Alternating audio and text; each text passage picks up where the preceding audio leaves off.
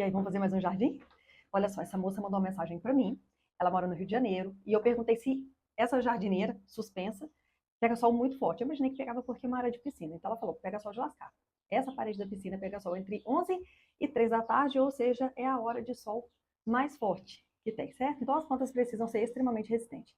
Aí ela falou o seguinte, passamos por uma reforma em 2018, como tivemos muitos problemas estruturais com a casa, e em alguns pontos permanecem, o paisagismo ainda não foi possível executar. Quando ela falou problemas estruturais, eu fiquei olhando aqui, gente, essa planta, essa Dracena pleomere variegata, que está nessa jardineira elevada, não é a planta mais adequada para estar aqui em cima. Porque não é uma planta que tem uma raiz tão agressiva, mas ela não tem nem espaço para desenvolver. Eu queria que vocês prestassem atenção numa coisa também que é super importante. Tem planta que ela é bonita vista de frente. Tem planta que é bonita vista de cima para baixo. E tem planta que é bonita assim, vista de baixo para cima. Então, é um detalhe, né? Mas é super importante a gente saber disso quando a gente estiver escolhendo as plantas para um jardim elevado como esse.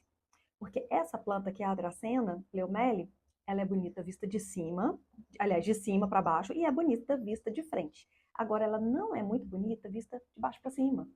Porque a base dela, entende? Até talvez ali na altura média, tem uns troncos, à medida que, mesmo que pode para ela manter a altura, a base vai engrossando cada vez mais. E é a parte que não é tão bonita, com aqueles tocos cortados, com aquele tronco mais grosso. Então, ali eu não indico colocar dracena. Eu tiraria todos os dracenas e olha, vai demorar trabalhão, porque essa planta enraiza muito. E colocaria uma planta, o oposto dessa, que ela não tem esse crescimento para cima. Eu imagino até que essa planta foi usada por conta de janela do vizinho. Só que não foi uma escolha muito assertiva aqui, não. Então, a gente consegue sim trazer um volume ali para cima, porém, com uma planta que ela é bonita tanto vista de frente quanto vista de baixo para cima, que é o jasmim amarelo. O jasmim ele tem uma folha menorzinha, mais delicada. O tom do verde dele é um verde escuro. Vai valorizar muito mais esse revestimento que ela tem aqui, no tom de madeira, na cor ali mais palha, do que a cor da dracena. A cor da dracena, nesse revestimento e nesses dois revestimentos, ficou mais desbotada, né? Agora, a cor do jasmim, por conta da folhinha ser mais escuro, verde escuro, vai valorizar bastante, vai destacar, e é uma planta pendente, certo? Então, ele vai ficar cheio tanto para cima, tá? Quanto para frente, ele vai cair um pouquinho. Então, vai dar um efeito super bonito, meio de floresta. Coloquei a planta para vocês verem como que fica. Só esse é o jasmim amarelo. Ele também é conhecido como jasmim carolina, resistente para sol de lascar. Ele pode pegar sol o dia todo, é resistente também para vento e floresce uma parte do ano. E vocês conseguem controlar também com poda. Então, se você tem uma jardineira elevada, ela só não pode ser jardineira estreita, tá? Aquela tipo 30 por 30, não que você não pode plantar, mas você corre o risco dele desenvolver menos, entende? Então, se você tem uma jardineira maior ou um jardim elevado, uma caixa suspensa, você pode colocar o jasmim amarelo, que fica super bonito e ele dá essa leveza que a gente precisa quando o jardim ele está elevado. A gente não pode colocar plantas maiores como estava aqui antes. A gente tem que fazer o oposto, trazer plantas que dão esse efeito mais suave. E quando a gente vai escolher uma planta, a gente não pode começar simplesmente pelo nome da planta. É falar, eu gosto da dracena, quero colocar a dracena. Na verdade, não é assim, não.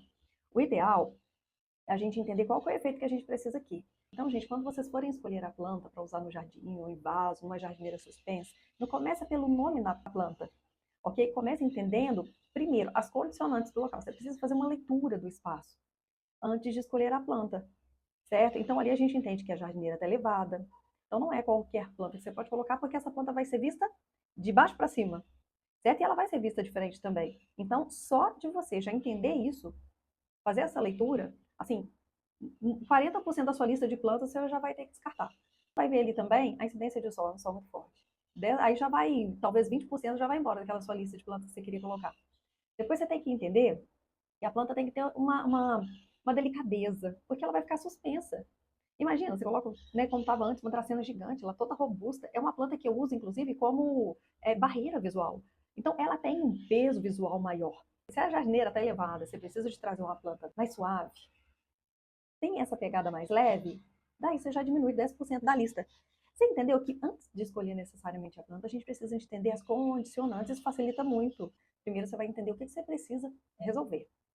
Entende? Aí depois sim, que você faz a leitura, entende todos os condicionantes, aí você vai ver quais as plantas que encaixam no efeito que você quer.